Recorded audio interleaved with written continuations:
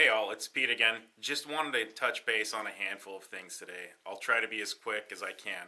The first thing is we are getting inundated with calls of folks who are having these issues with their kids being punished for not wearing masks. First, we applaud your children. The strength, the unity, everything we see from these kids as generational leaders, kudos to you and kudos to your children.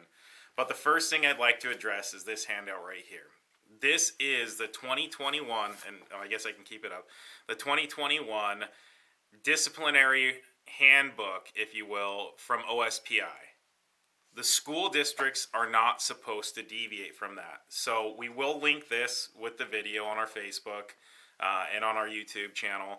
But that is, you need to become familiar with that. That lays out the process of how discipline actions are to escalate, starting with in-school suspension or being told to remove a mask and then escalating to potential absences. Importantly, from there, the next thing you need to go through is your school's handbook. I've picked Chiawana Handbook, which is just a school here in Tri-Cities in Pasco. But you need to walk through your school handbook and figure out how their disciplinary actions are supposed to evolve. Again, first question, does it actually coincide with what OSPI guidance says? If your district is escalating beyond what OSPI has informed them to do, then you really need to address that with the district. Then again, look through the handbook. The third thing, and I didn't print this out because there are so many of them, is your district's actual policies. I pulled up Pasco school districts, and it looked like the student policies are in the 3,000s. So take a look at those. Those are the elements that you're going to want to review to make sure that your child is being treated fairly, and then we'll use the buzzword equitably and also equally, and that the district itself is actually abiding by OSPI rules, by the district's policies, and by the school's handbook. Two quick notes aside from this. We are getting parents are asking us about these no trespass. It seems to be down in southwestern Washington. I think Washougal and Camas are the primary places. We've seen a no trespass letter from Mr. Ewing.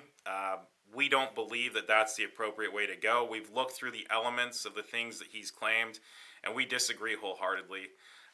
We believe that if you want to attempt to serve a notice and put the school on the defensive, that's fine, but we don't believe there's any legal teeth or viability to that document. Similarly, we're seeing a cease and desist from the Constitutional Law Group. I've looked through the laws that are cited in there. I'm not convinced that that's the appropriate way. Again, if these are things that you're doing to assert your rights and to feel better about yourself, I think that's go ahead and serve these notices, but we do not believe that these are legal, viable tools.